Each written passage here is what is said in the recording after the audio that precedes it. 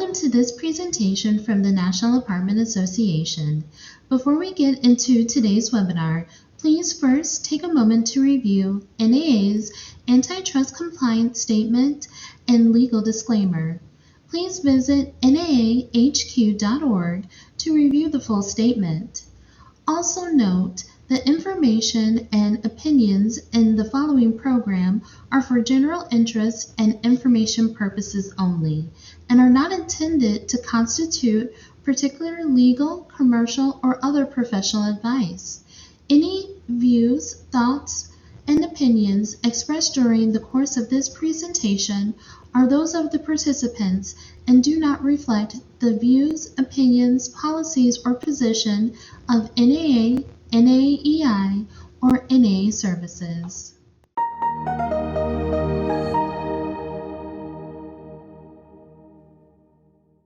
Hello everyone. Hello.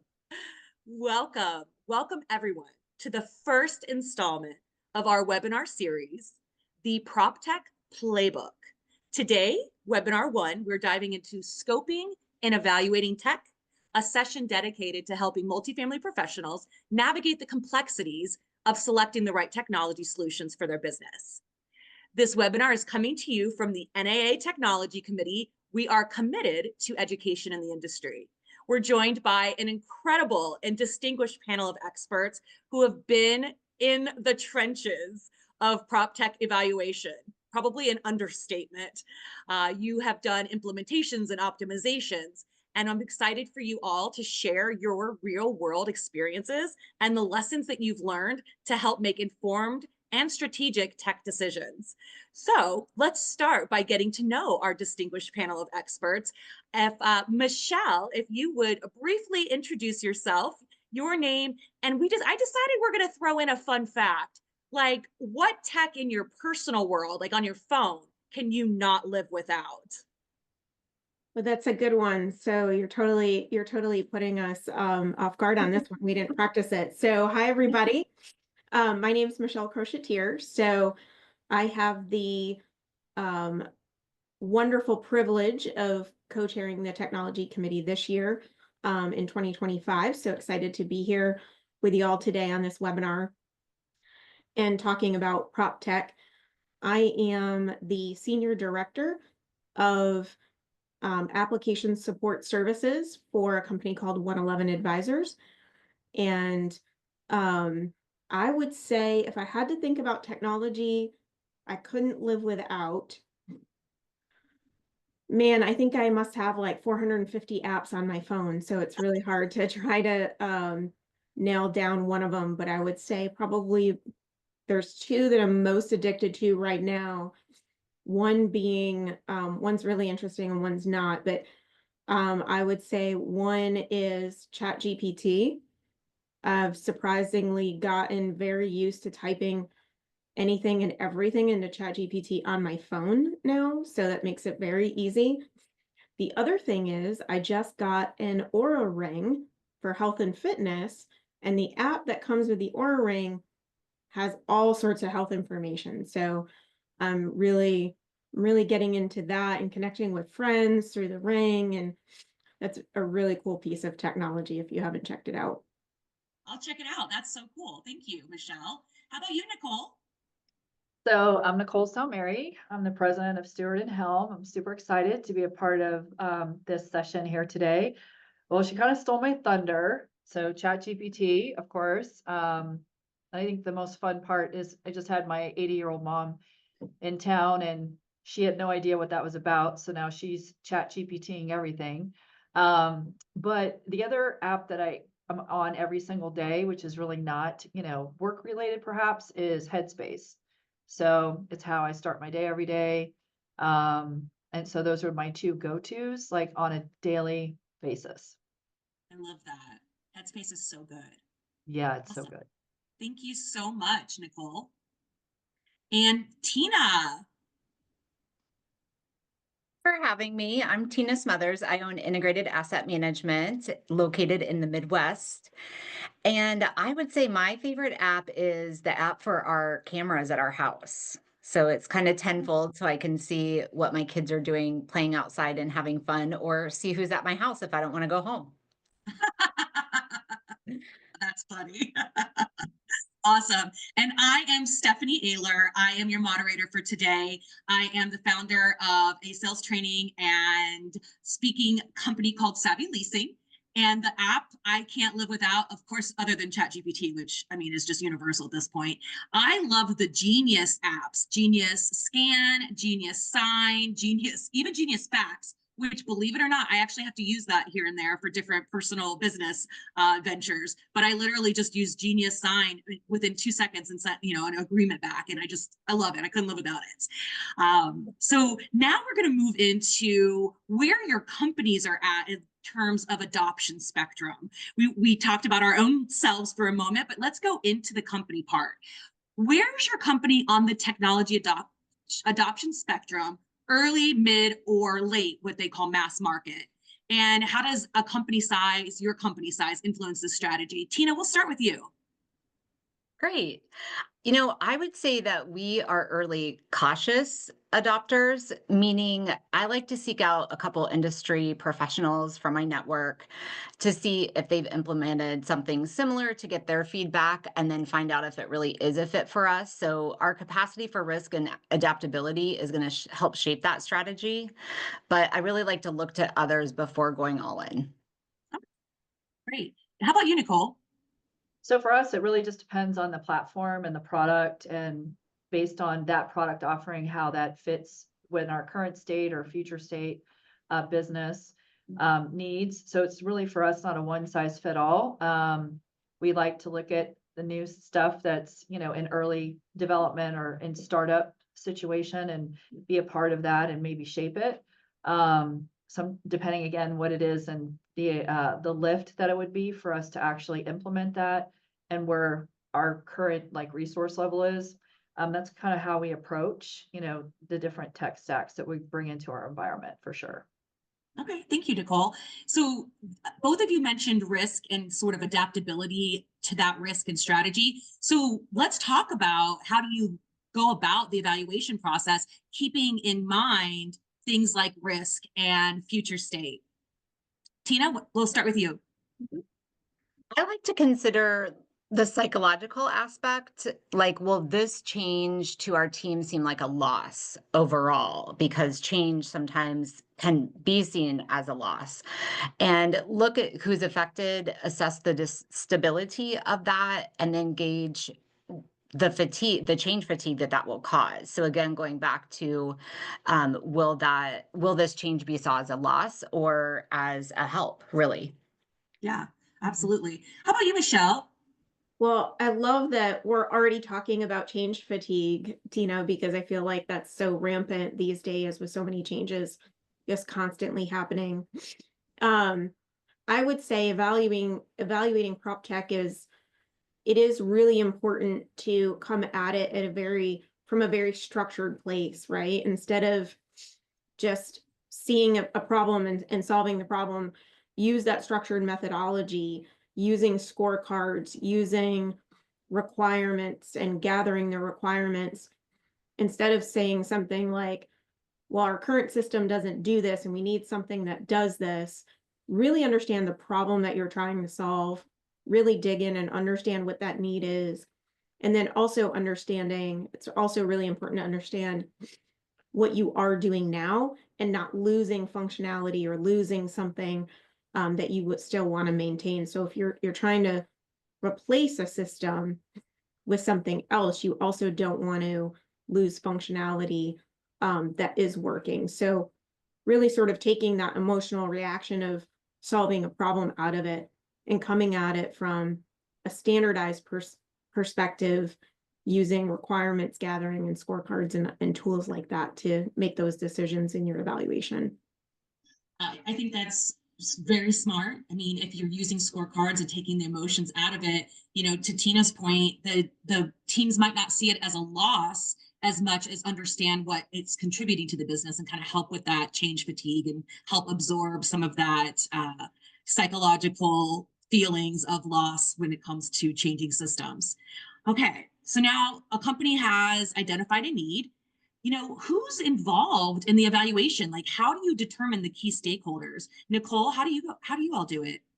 So we do we just kind of went through this process actually. And so we actually go throughout every position in the organization, at the enterprise level, at the business line level, who the end user is going to be. And it really gives us the ability to have a kind of cross-functional review and see it through every user's perspective and how is that going to create efficiencies in the work. Is that a gain or a loss, to Tina's point? And does that fit with our current and future state strategies? So it's really, it's a broader meeting of the minds coming together. It's not just at the C-suite level where we sit in a room and decide this is what we're going to do. I think, the right approach is to go throughout the organization, and even people that may not use it a lot. I think sometimes they look at it from a different perspective, and that's what was, I think, one of the critical pieces of the success of our change that we made was to really have all people weigh in on, the decision, not just at the C-suite level. Yeah. So kind of top down and bottom up. Exactly. Do you think that having the bottom up perspective, the on-site team's perspective, helped with them embracing this change? Yeah, because they owned it. I mean, they got to vote. And so part of what we did, to what Michelle's point was, through scorecarding and documenting and all of that, was to be able to make sure, I mean, there's no perfect fit anywhere. Right. So if you're trying to achieve 100% perfection with those changes, it's really becomes a balance of what are you willing to, give up? Where are you willing to compromise? Where are you going to get a better product offering? Where are you not? And really being able to, take your emotion out of it. And the same thing with all of the various positions that we had involved in the selection process. They were a part of helping us come to that decision. And then in the end, you hope that, I mean, the reality is that when you do a change, and for us, it was like, a big ERP change, there's pain points through that. Like, it's never going to be seamless, but it kind of helps to remind them that, hey, you voted for this. And so they're committed to try to see it through, the bumpy parts. That's brilliant, really. How about the stakeholders' roles, and how is that communicated to the suppliers that you're evaluating? Nicole? So that's just part of how we approached the whole project. We did partner, with a consultant to help guide us. This was going to be one of the biggest decisions that we've made in our company for, gosh, the last time we made this big decision was several years ago, probably close to 5 or 7 years ago. And so we wanted to make that investment to have a partner that could guide us through that.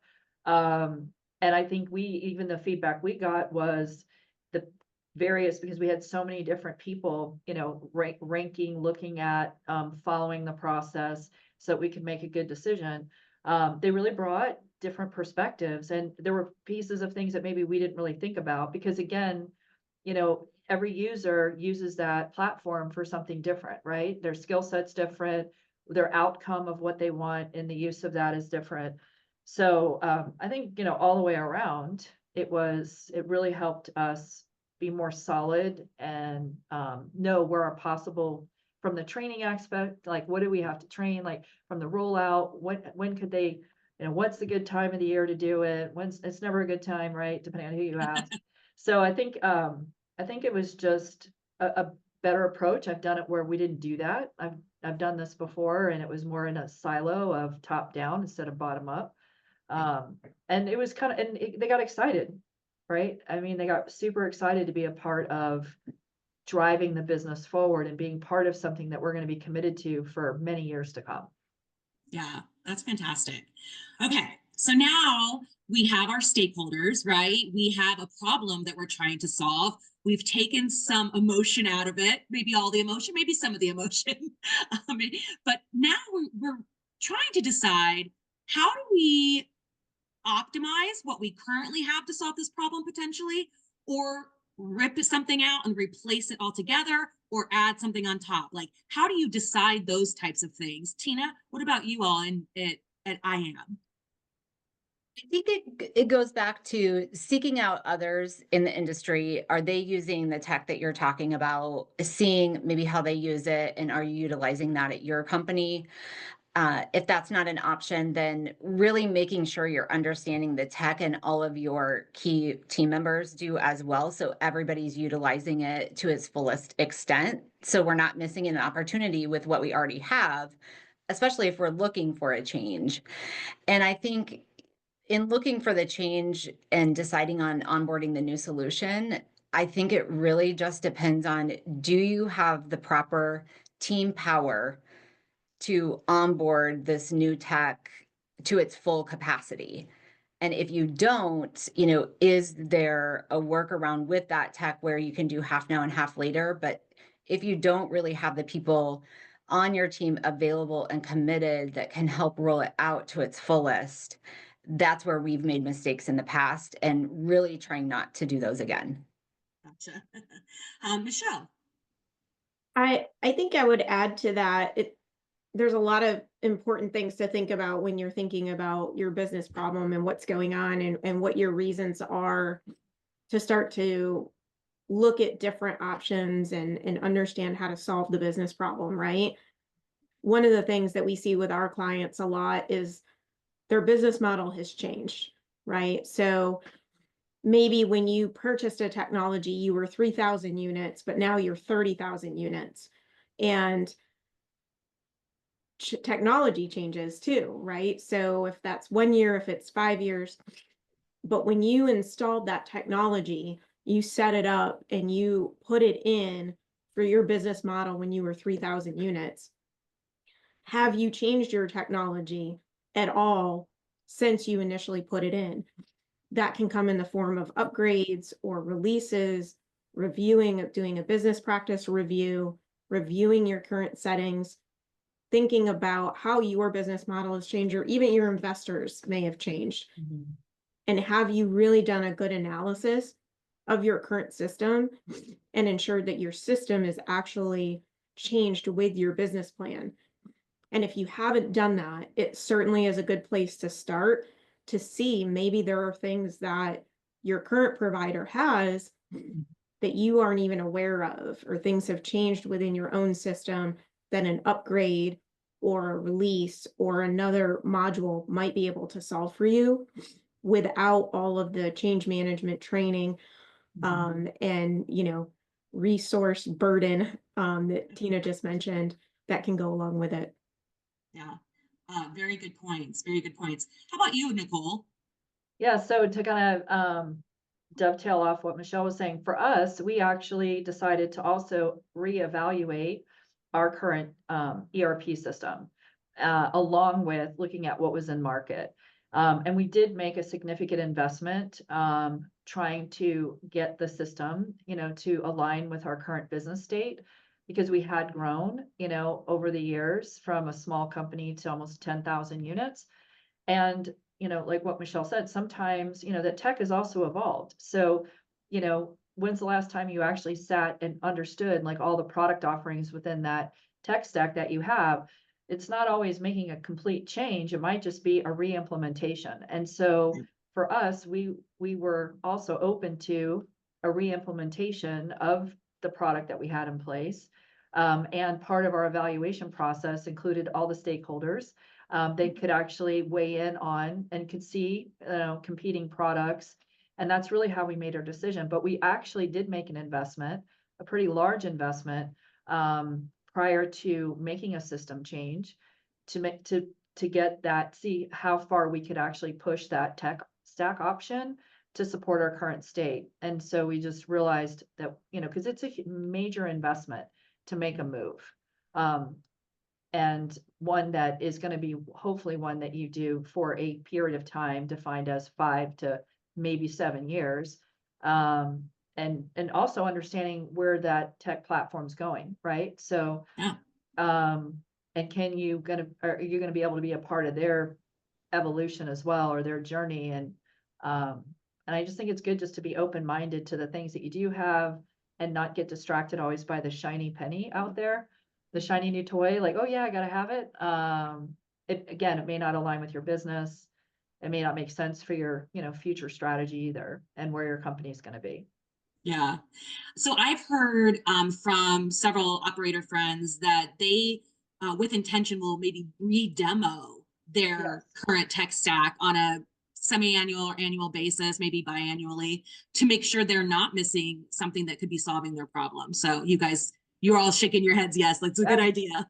I mean, I wish we did. I mean, candidly, I wish, I think, business gets in the way of doing that, right? But I think that's a great best practice, for people to take away from, hearing us today, is to do that, because that's easy. You can do that tomorrow.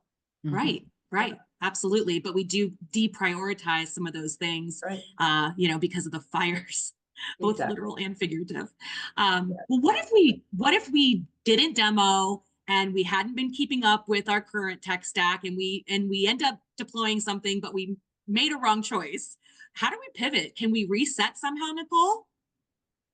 I think so. I think you just have to be open-minded to it. I think, technology is, again, it's a journey. It's like, it's really a marathon. It's not a sprint. And you can absolutely take a pause and, align with the right partners, make sure, and to like Tina's point, ask around and hear here's what's new, or leverage your network, your relationships, to get inside information on how this platform is really performing. And you might find out, hey, just is buggy. That's the way it works. And that, there's a plan for that solve. Or it might be things, I mean, that's the other thing, we do too, is we go ask, have you launched it? Have you seen it? What challenges have you had? How did they show up as a partner to you? Because I think at the end of the day, you want to be able to work through the problem, right? And I think not be so quick to just throw it out the window. And then again, like, so what Michelle said is, have your business plan and your set of, KPIs, or your statement of problem you're trying to solve. And that should always bring you back to, is this tech stack going to work, not work? When you start thinking about tech, I mean, you should always look at it through a fresh set of eyes and leverage your network and work with your partner. Yeah, that makes a lot of sense. So maybe you reset, maybe you yank it out, maybe you re-establish the business problem that you're trying to solve, and kind of, like you said, look at it with a fresh set of eyes.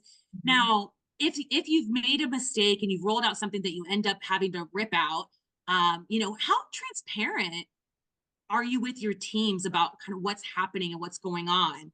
How transparent should you be with your teams as you are, scoping and evaluating tech? Tina? I think for us, it's really the transparency piece. So as we all know, transparency builds trust. And looking at, if the same problem exists, then maybe we solved the wrong issue. And I think going along with that transparency is, I think it's okay to show some vulnerability to your team and say, we're pausing, we've made a mistake, or, we're pausing to look into this further, and include them in that process as well, asking for their feedback. When you know that you're kind of getting near that, did we make a wrong decision? Start asking them for feedback, so that then they'll feel like they're part of the solution as well. Oh. Yeah. Valid, very valid. And involving them as a stakeholder. Maybe that was the mistake that was made and we had to pivot and bring them into the discussion. Exactly. So it happens. Yeah. Okay, so let's shift to planning. What is a realistic timeline for scoping, evaluating PropTech? Michelle, what do you think from your perspective? Yeah, I think this is a hard question to answer, right? Because I feel like it's different for everyone. And there are so many variables that come into place. Obviously, if you're making a very big change, like Nicole and her team did, and you're replacing your ERP, your timeline for identifying PropTech should be commensurate with the amount of implementation time, right? So if you're replacing your entire ERP, then you should put a significant amount of time into going through that evaluation period. However, if you're adding an ancillary product and you don't currently have something and you just want to find a new tool that solves a newer business problem, like an AI tool or something, that doesn't have as big of an impact to all of your end users, you might be able to be a little bit more nimble and be a little bit more quick about it. So I think it is a difficult, it's a difficult question to answer, in the sense that you have to take all those variables into consideration. What I will also say is a good project management trick that I learned a long time ago is think about when you want to actually be live and up and running, and work backwards from that.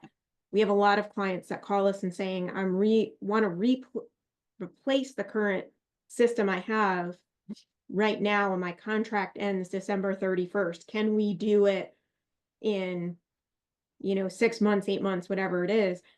My answer is always yes, but then I say, how successful do you want to be? Because you can implement anything as fast or as slow as you want, but you have to, you want to make sure you're successful. So looking at that and partnering with somebody that's done it before, that may be able to give you some visibility into what that looked like.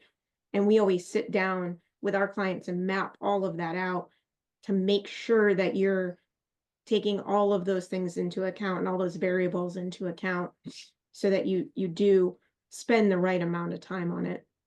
Yeah, I 100% agree with you. I was going to even talk about the fact that that was one of the ways that we would do it, is we would say, when's the latest we want this on site? When's the latest we need this to be active and productive and efficient? And then back into the critical timelines and dates from there. I mean, it makes sense, especially because, like you said, just throwing in maybe like an ancillary product that you need to solve a more urgent problem that doesn't, affect everyone. You can back into it in 3 weeks versus 9 months. Right. Fantastic. So, okay. So choosing the right technology partner is just as critical as choosing the right technology. So what should companies prioritize, or what are the most critical qualities to look for in a PropTech supplier partner? Tina? I think for us, it's all about customer service, and here's why. I'm a smaller management company. I have worked for mid-size and larger management companies as well, but one thing rings true through all of that, and that's sometimes vendors treat you differently based on the number of units you have. And so I think, what is their commitment customer service wise, regardless of your portfolio size? Because whether you're small or large, mine's just as important as yours. And I think it's also understanding the vendor, who your contact's going to be during the onboarding process after, is that person kind of seeing you through that? And a big thing for me is those vendors that you're working with, are they treating like for instance, your on-site team the same as they would treat me as the owner, so that your on-site team can call and get answers just as quickly if the new tech is not working for them like it should, or their help desk, or, however that is laid out. But I think that's really a big one for us, is the commitment for customer service. Yeah, that's great. Nicole, what about Yeah, you? the same approach, really, because again, we're a good sized company because we have 10,000 units, but to Tina's point, we're not 30, 50, 100,000 unit company. I've worked in, one of the top 5, and the service level that you get in a larger organization is vastly different. And so that is part of the conversation that I've had, asking, how are they going to show up? Are we going to get the same level of service and care? And where do we sit in the priority, right? Because the bigger you are, you get, a little bit more of like maybe somebody especially assigned to you, you get, higher level, faster escalation levels. So I think it's just asking all those questions, and not necessarily from the list of their clients that they give to you, but that through your network, that then you find like-minded, like-sized companies, and then see, is that really the true experience? Like, again, there's no perfect, company anywhere, for sure. And how we show up, we try to strive, to deliver the very best service, but they also have to align with you as an organization. How do we work? how do we show up? What are our expectations of our team members, and are we going to show up as partners to them too? Because I think sometimes it's just not, and there might be vendors that you just align better culturally with, that just are the better fit, that you know that you're going to be able to work through, celebrate the wins and work through the challenges together. I think that's super important. That makes a lot of sense. I hadn't really considered the fact of the supplier partner and the culture of your company having a synergy there, but it makes a lot of sense. Yeah. So Nicole, earlier you mentioned that you actually brought in a consultant to help you select the right PropTech partner. How did you decide to hire a consultant, and how did you select the consultant before then you selected the PropTech? Yeah, that's a great question. Well, we decided on a consultant because our CEO said this cannot fail, and it has to be the very most important thing that we do, and it is going to be the very most important thing that we do, was his message to his executive team. And so basically he challenged us to make sure that we were going to be successful. He hadn't viewed the prior rollout of the tech that we had in place as successful, and it wasn't thought through as far as where the company was going to be at from his perspective. So that's really what, if you can make that investment, I highly recommend it. We took the position of interviewing consultants. Again, we went to market, hearing, how they were going to show up as a partner, what their approach is. And we broke it down into two separate verticals. One would be the RFP process to go to market on that. And then the second was the implementation. We wanted to see how our partner showed up for the RFP process. And then we could reevaluate, is that going to be the right partner, which, may or may not be. And I think that's okay too, if that's the route that you want to go. And so I think to kind of look at it in stages and steps and make sure that you're aligning yourself with the right consultant that can help you execute. And again, there's that alignment, right? Of what business goals you're trying to achieve. And be with a consultant that's going to not tell you what you want to hear, but tell you, the truth, because sometimes we think we know better, right? And that's going to challenge you back and say, hey, back to Michelle's point, if you want this to be successful, can we do it in 6 months? Are you going to have a successful outcome? Here's the, the percentage of what that success could look like. And I think a lot of it is education, that there's, work with the subject matter experts, right? Know what you know and what you do and what you execute well. And so for me, it's like, go hire someone that is an expert in that area, because then they're looking out for your best interests, and they're not attached to, it's easy to get swayed by, a vendor because you like them, but maybe it's not hitting, the business problem that you're trying to solve. Right. So we're back to taking the emotion out of it. Right? Yep. I was gonna say, you go back to your scorecard. Yeah, exactly. Yeah. I think that'll be our mantra. We'll put that on t-shirts. Go back to your scorecard. Yeah. Michelle, you're an expert in the consulting world. So tell us about how somebody might go about choosing a consultant as well. Well, I could joke around and say, just call me, but we won't do that. I would just say, probably the best advice I could give from an industry perspective is that you really want to, the way that Nicole's coming at it is the right way, right? Create an RFP, find somebody that you're going to work well with, because your consultant, regardless of their role in the implementation, needs to be an extension of your internal team. So they need to fit into your organization just like a new employee would. They're going to come in, they're going to roll up their sleeves, they're going to get their hands dirty, they're going to understand your business, good, bad, and ugly, and really get to know what you're doing, how you're doing it, why you're doing it, and be able to be that partner throughout your implementation. And you have to be able to work together on that. And so it's a critical piece that I think is a very important aspect of any, whether it's an evaluation, an implementation, change management, again, whatever role they're playing, it's important to make sure that they're going to fit in with your organization and that there is a good mesh there. The other thing I would say is that a lot of companies go with, maybe one of the big guys that's out there, a big consultant firm, but it's always important to understand that person's industry knowledge. So does this person been in the industry? Do they understand real estate? Do they understand property management? Do they understand the business problems that you are trying to solve? Because if they don't, could potentially just be a project manager. And I'm not taking anything away from project managers, but if you really want that advisor, somebody's going to give you that good advice and that industry knowledge, making sure that they do have that background, I think is a critical piece as well. Yeah, that makes a lot of sense. Thank you so much, Michelle. As we're moving into, choosing the right PropTech partner, let's talk about viability and security.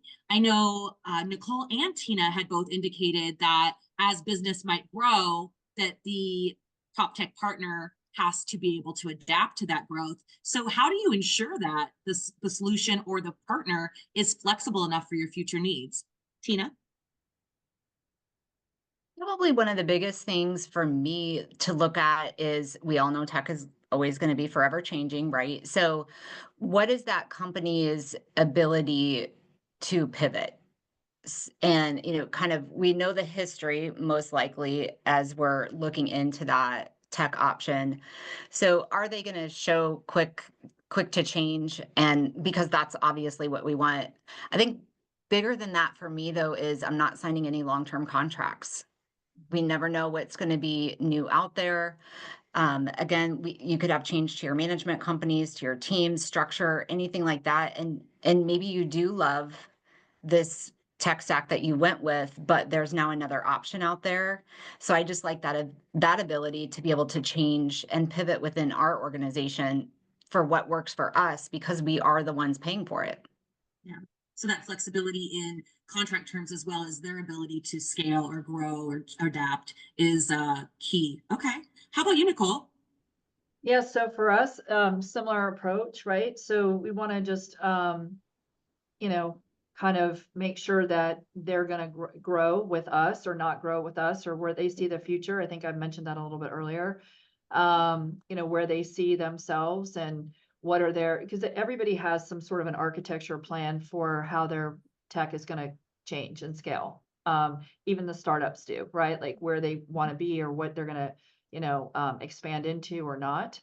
And then I think just things to kind of think about, like if you know where your business is going to grow and scale, you can just have an open, transparent, or maybe you're not going to be scaling, you're going to be pulling back some, and then how is that going to impact, that relationship, back to, what we talked about earlier from the service level perspective. So I think there's just a lot, and it's, again, like there's no perfect solution, and it's going to be a bumpy ride. But, and even as your business evolves, I mean, I think we talked about this before, is we have no idea what's going to happen in 3 years in tech, right? We have no idea what's going to happen next year. ChatGPT, has kind of taken off, right? We weren't talking about that a few years ago. So we have no idea like how the future is going to be imagined. And there's somebody somewhere in a room thinking up the next great idea to make things better. So I think, is that business going to be, current? Are they going to be cutting edge? Are they pushing the envelope? Because every tech stack, every tech solution, I think, is different. Yeah, you made such a good point on the scaling, that Yeah. you were maybe scaling back, and to Yeah. ask the question, will we have the same level of service if we are downsizing instead of upsizing? We are going to be seeing a lot more transactions in the next 18 months. And I think that's a really, really powerful question, Nicole. Very good Yeah. point. Let's talk about the cybersecurity angle too when we talk about adaptability. How important is that in an organization like yours, Nicole? Super important. For us, I mean, we look at the data protection, what the security parameters are going to be, what our risk is going to be. We're hyper focused on integration. as we are looking at ways to leverage AI, RPA, machine learning, we're using all of these things to try to create efficiencies in our business. And for us, we want, to be able to leverage our data through data laking and bringing all of this in to be able to have some level of control as far as from a security perspective, from a control of, how we're going to use that data to make business decisions and to create, the data that we're going to use that we believe is our single source of truth throughout all of our business lines and our enterprise. And that's, to me, that's the foundation, right? So you have to have, good protections, understand, where your risk lies, where does it lie, the vendor that you're partnering with, what is their approach to security and security parameters and protections around that. Should there be, we see breaches all the time, right? Look at just every other week, something's happening where someone's hacking into a system or getting access to data. And we have resident data that holds lots of different information, right? That could be very valuable if it got into the right hands, outside of what we're doing with it every day. So that definitely for us is, on our top of our mind. And as we were making decisions, we were looking for a partner that would give us the flexibility, for us to navigate our data, and be able to build it into an environment that we could leverage.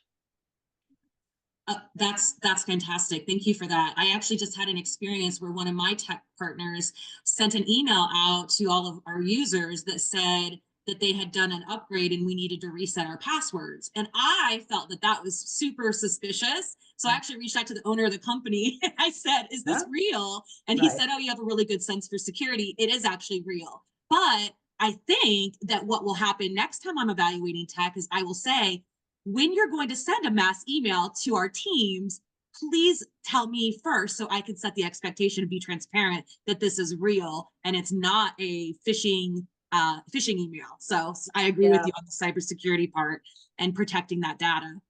But I think you just brought up another interesting point is, as we integrate and bring on various partners, you need to understand too, what is their communication streamline going to be to your customer, right? Because a lot of these products are building in AI technology to launch, digital campaigns. And so now you're going to have fatigue with the customer and fatigue with your team members trying to manage all of that. So I think that just is another interesting thing to give some thought to. Yeah, that's a good question to ask for sure. Like, what does that communication workflow look like both to end users as well as anybody is ancillary? Very good. So now that we're getting our hands around who we're choosing, and you have a couple more questions for them, what role does their training program have in just making the decision? Where is it at on the decision spectrum? Like, what do you think about training from the PropTech provider, Tina?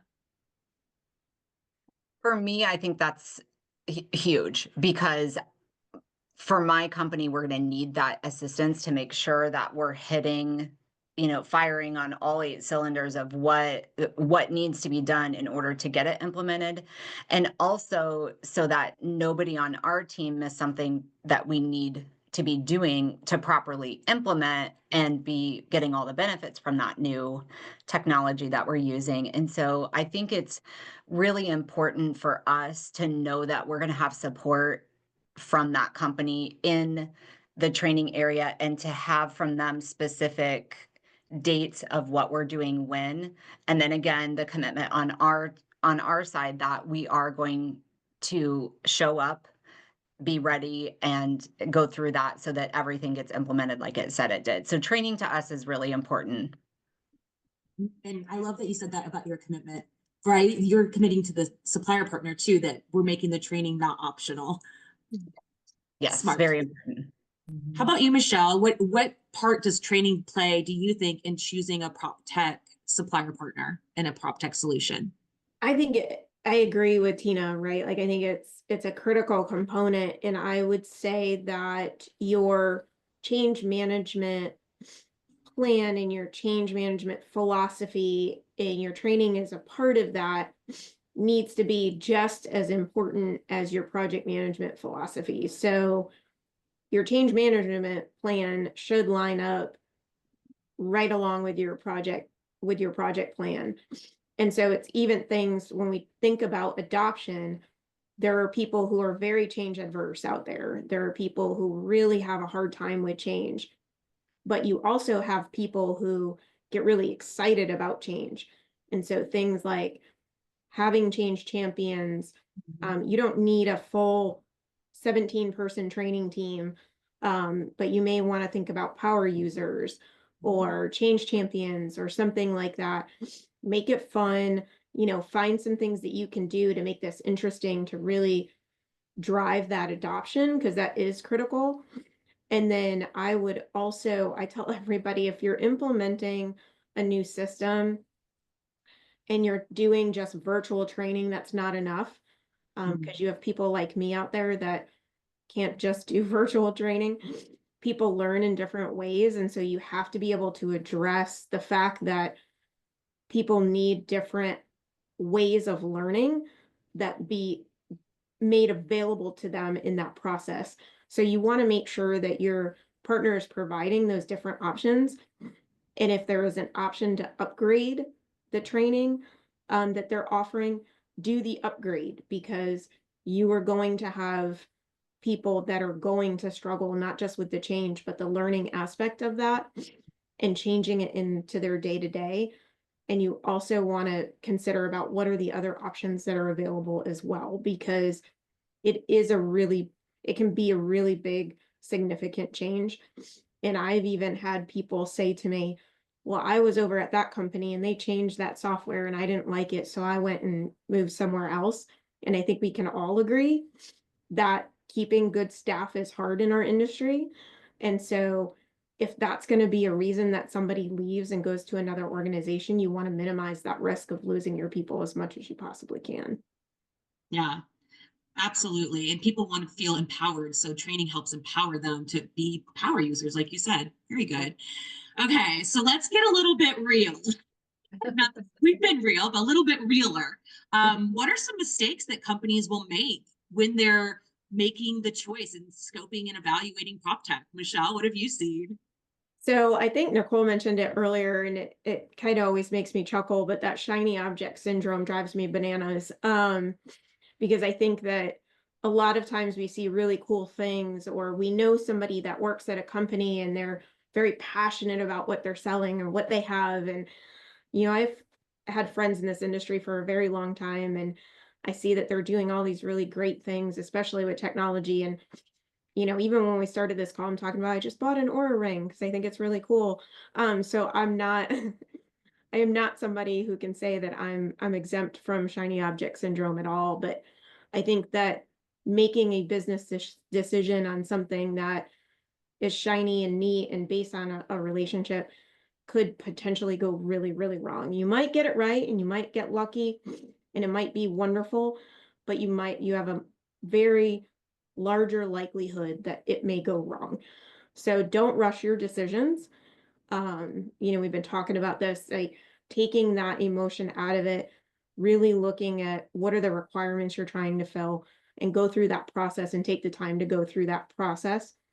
The other thing I see that we're just talking about change management is really having a lack of stakeholder inclusion.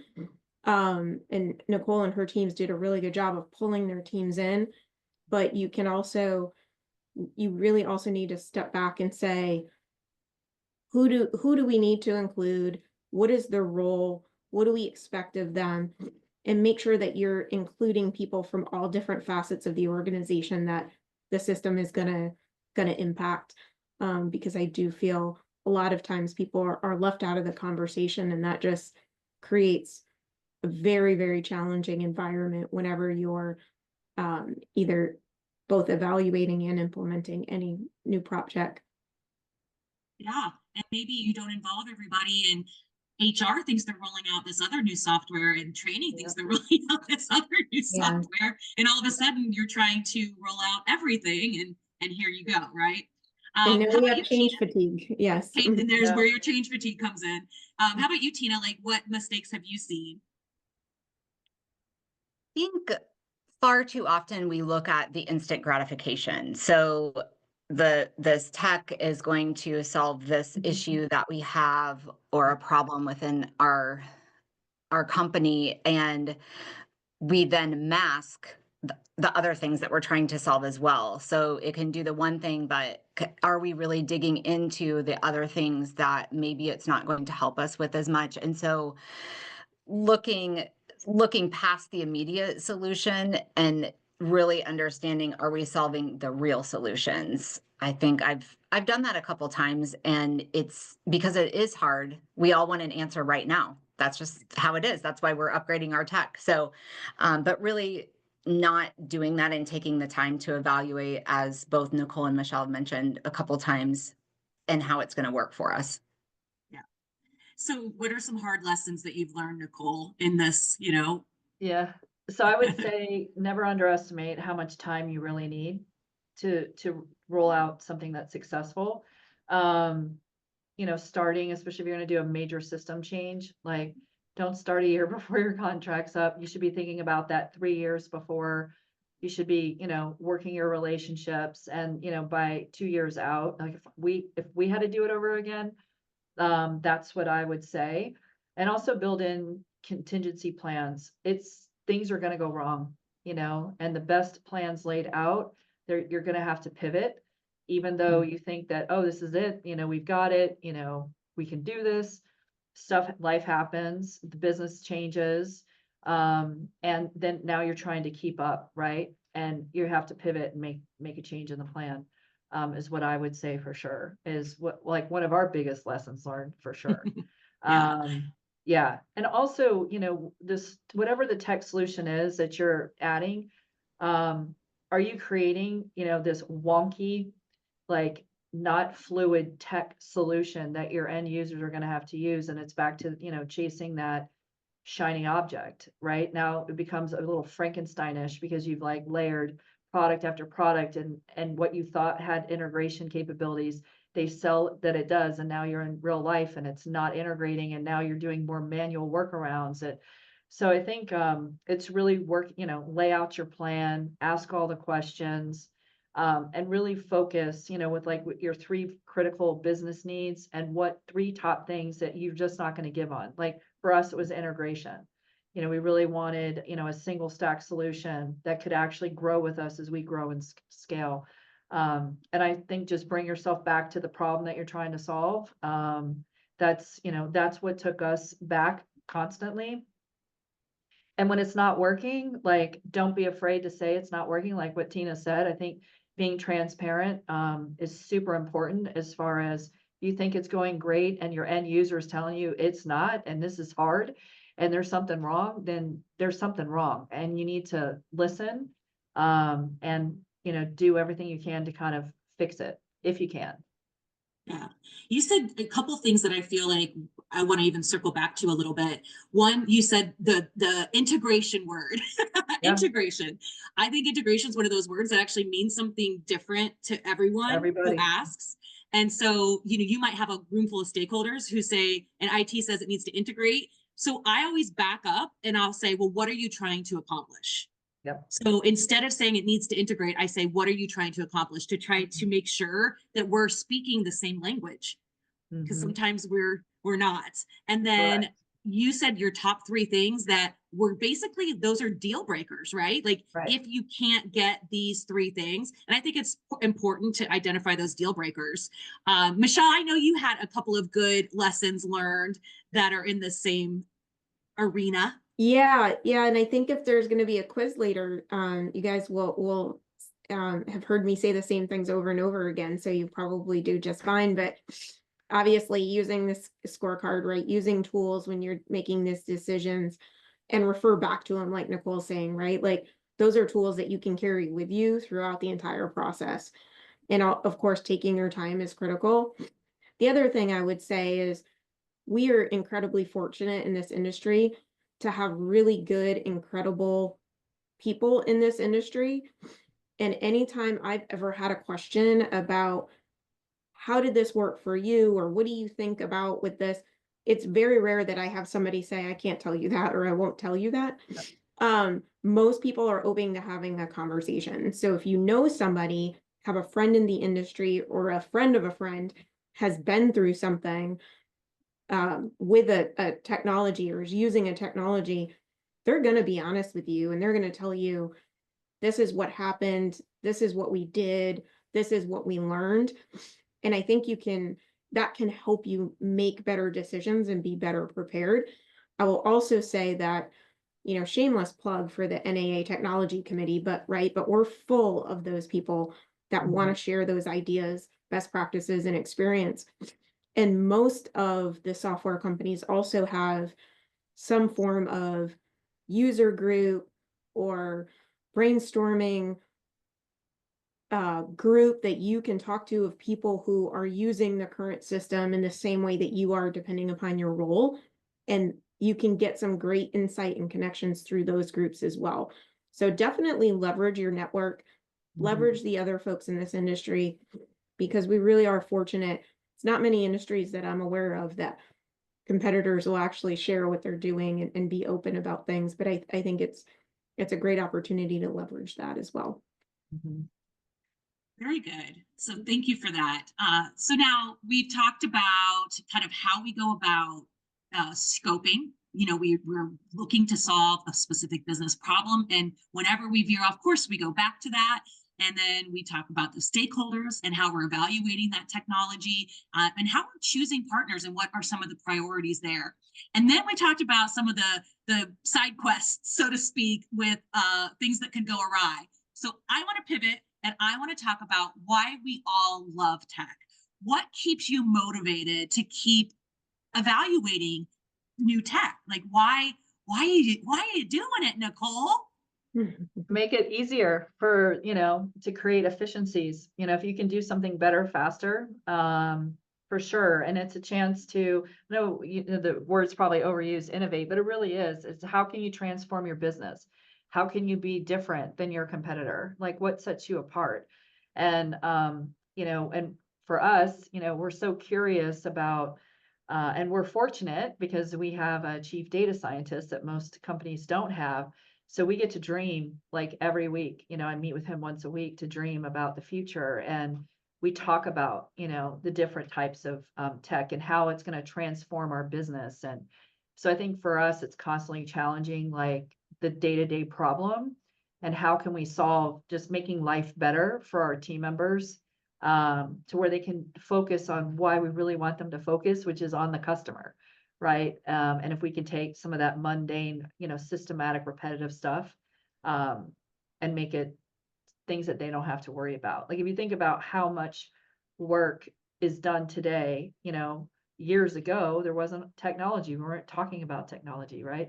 And so there's been this huge evolution over time. And in some cases, it's made the day-to-day work harder. I mean, the average person today has maybe 20 applications they've got to learn just to sit and do their job. Right. And so if you think about that, that's a lot. And so how can we make their jobs easier? That is exciting. How about you, Tina? What keeps you motivated? I think for me, it's going to go with my tenure in the industry. This is my 28th year in property management. And I just love seeing the changes that it's bringing to our industry. I know Nicole said innovation and I agree. I mean, we all love to hate the word, but I've loved seeing it evolved over the years. And I love seeing what's changing in our industry and how we're setting up the future of multifamily property management as well. And whether it's tech that can work for my company or not, I love to learn about it and what the different options are out there, because if it doesn't work for me, it can work for others. And I love the relationships that multifamily it allows us to build. And so if I can help somebody else with offering my opinion on something that maybe they're looking to do in their company, again, just sharing the knowledge. Great. Michelle? Yeah, ditto.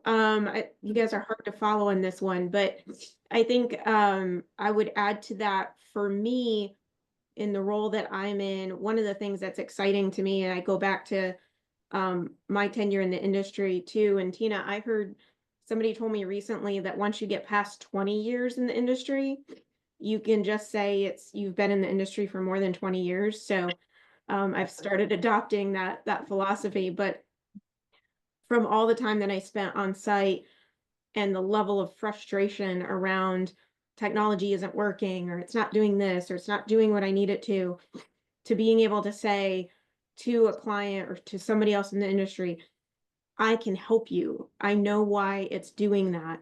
I know what you need to do to make this more efficient for you, and to helping our clients navigate whether it's a brand new piece of technology or something that they've had for years, to ensure that it's working properly, to help them do the job that they love doing and not get bogged down in the technology if it's not working the way that they assume it should work. That for me is incredibly rewarding. That's what gets me out of bed every day. Awesome.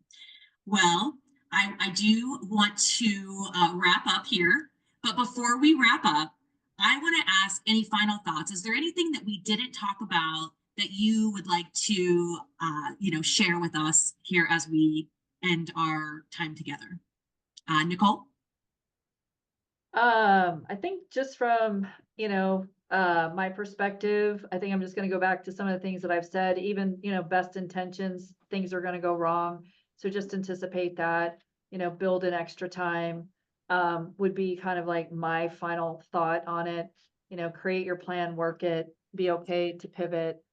Don't be afraid to go ask around. I think it takes courage to go out there, and even people you don't know, to try to build new relationships when you're thinking about, solving business problems through, a tech platform for sure. Yeah, I think those are kind of like my final thoughts about, everything we've kind of talked about today. Great. Thank you so much. Tina? For me, it really goes back to trust but verify on all levels. So the vendor's telling you something, you're reaching out to see how it's working for others, your team members are giving you feedback, but really verifying that everything is aligning how it should before making those decisions. And then again, after, when you're in that onboarding process and rolling it out and all the follow-ups. And you, Michelle? Yeah, I think I would just add, obviously using your network, right? We talked about that and reaching out. But I would also say, keep in mind that most operators don't implement, and even on the supplier side, don't implement new tech every day, right? It's not your full-time job. So leverage your resources. There's a ton of them out there, whether it is your network, your friends, the people you know in the industry, webinars like this, NAA, other associations that are out there. There's also a lot of stuff on LinkedIn from our industry. So use your resources and really make sure that you're getting all the different pieces from different sources like that. Can be a huge help. Yeah, for sure. I actually have a final thought too. Don't listen to what everyone says about our industry not being tech forward. We are tech forward. We have some of the most incredibly innovative companies in the world that service our industry. So I say we keep being excited about technology and how we're at the forefront of a lot of that change. A huge thank you to our panelists, Michelle, Nicole, Tina. Thank you so much. And everyone attending today and listening to this webinar, be sure to join us for the next session in this series. It will be implementing tech. So we'll take you on the next step in your PropTech journey. I hope to see you there. Thank you so much again. Bye-bye.